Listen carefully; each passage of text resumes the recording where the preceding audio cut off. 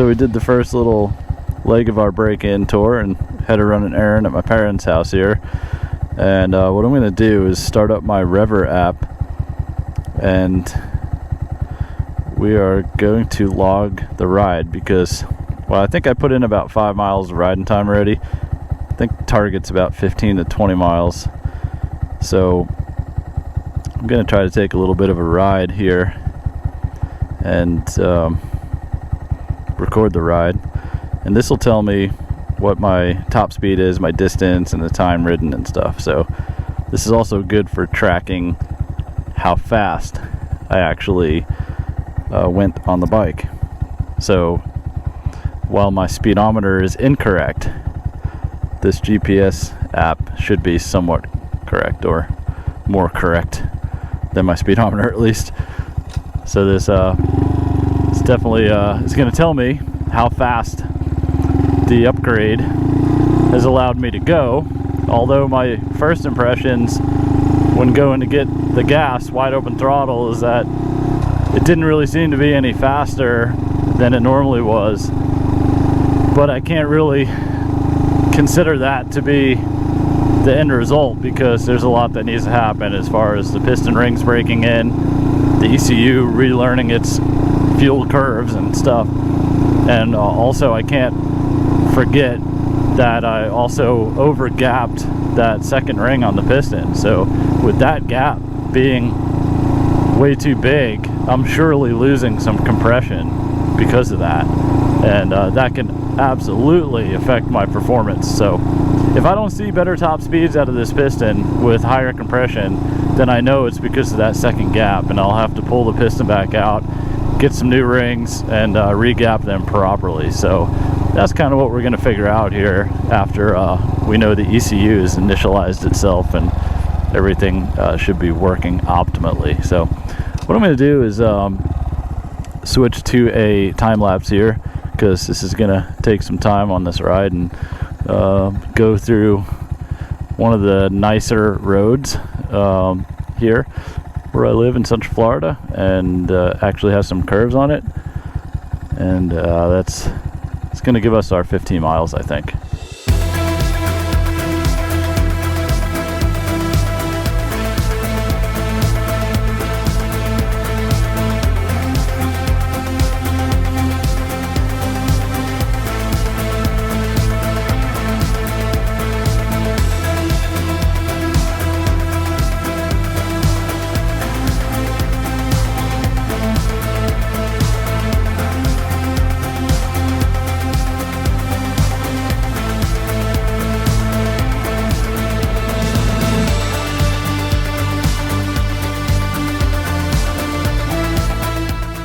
Alright, so we just did our high-speed run. That was, I don't know how many miles that road is, but there's two really long straights, and got to wind it out and leave it there for a long time, and at one point even drafted the minivan and was able to pass the minivan.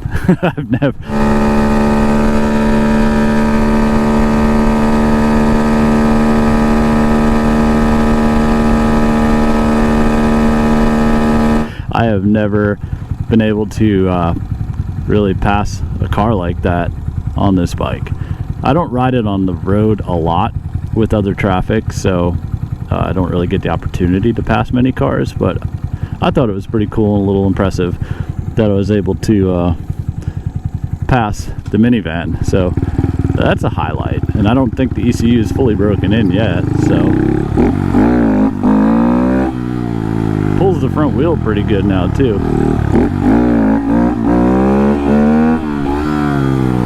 I'm a terrible wheelie person, but I was just able to pull the front wheel pretty good. So feels like the bike's got a bit more pop on the lower end. So we'll head back.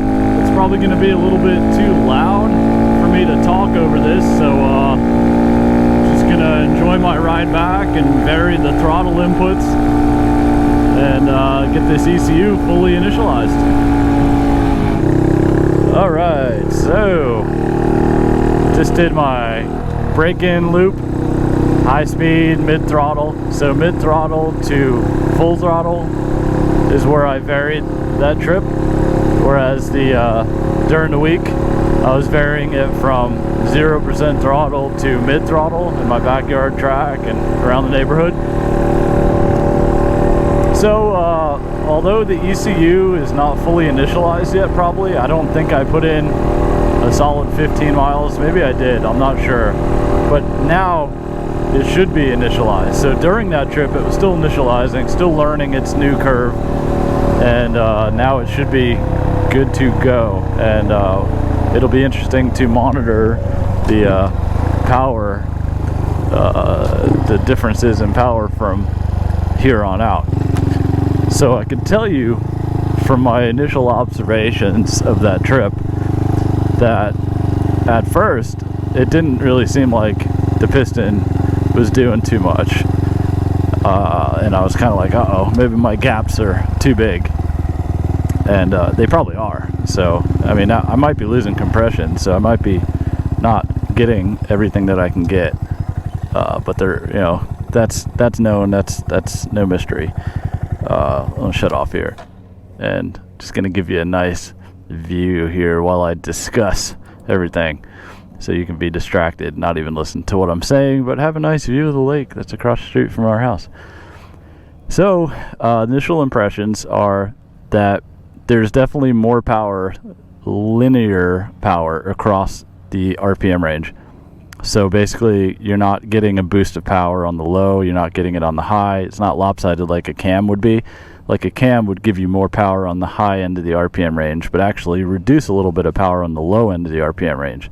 And you can feel that when you swap to the TB cam. You feel like you lose a little bit of your low end pop, and that's why I've compensated with gears and stuff. When you put this piston in, it's going to increase power across the RPM range. So it certainly feels like it did that evenly. So it's not like when you bolt on a turbo or something, like you have a turbo lag and at low RPMs it's like, okay, I don't feel nothing, then all of a sudden, bam, it kicks in. So you're not going to get that feeling from this piston, but what you're going to get is an overall feeling of more power across the range. And the loop that I did, the high speed loop, my speedometer is all out of whack because of my gears. So I know I need a speedo healer, and I'm going to work on that. That's going to be one of the things I'll be doing soon.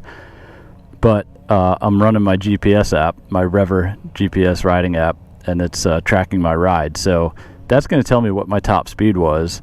And, I don't know exactly, but my speedometer was saying like 77, 78 on the high end on my way back. And then I hit a draft of the minivan, which you might see in the time lapse, where that's going to be my peak speed, I believe, throughout the whole trip. And I can probably figure out when that happened, and based on where I was location wise, because I know that road very well. So that was fun. And the other thing that I noticed, which I think is going to be the most beneficial thing to anybody that puts in this piston that uses this bike for commuting or riding longer distances than what I ride. So basically, to keep this bike on pace with traffic on a road like that was like a 50 mile an hour road, between 50-60 mile an hour road, which is the sweet spot for the Monkey. The stock Monkey won't go much above 55, and you're pinned and tucking, to make sure you're maintaining that. So what I noticed is I did a couple of full up standard riding position, catch all the wind, basically body parachute style riding, and then I did full tuck. There's a huge difference in speed from it's not even a full tuck, because I'm too big to fully tuck and like do a Superman flyer or something on this bike. I'm just too big and too tall. I can't crunch my body up that small. So what I was able to crunch up gained me about 4 to 5 miles per hour on my speedometer. So I don't know what it's going to gain me in real life, with the gearing and stuff, but there's a definite difference and peak difference of speed between tucked and untucked.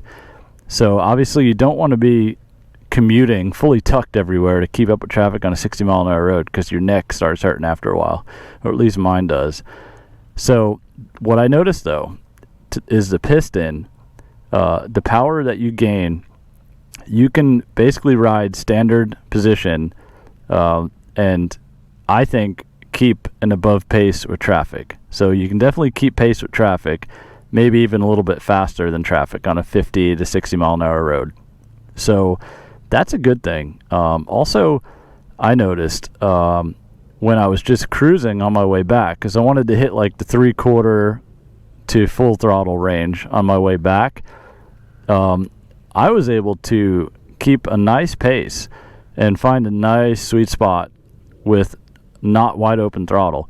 So I'd say about 3/4 or a little bit more than 3/4 throttle.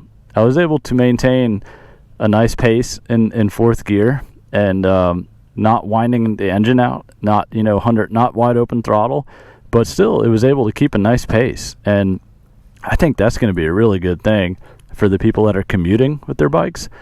They're not going to have to just pin and tuck to keep up with traffic if they got to touch a highway or something. So I think that's a really, really beneficial thing to this Piston. So you commuters out there, you daily drivers, this Piston is going to be a good thing for your traffic needs, basically. You're going to get up and go faster. You're going to be able to keep up with the highway traffic without pinning and tucking.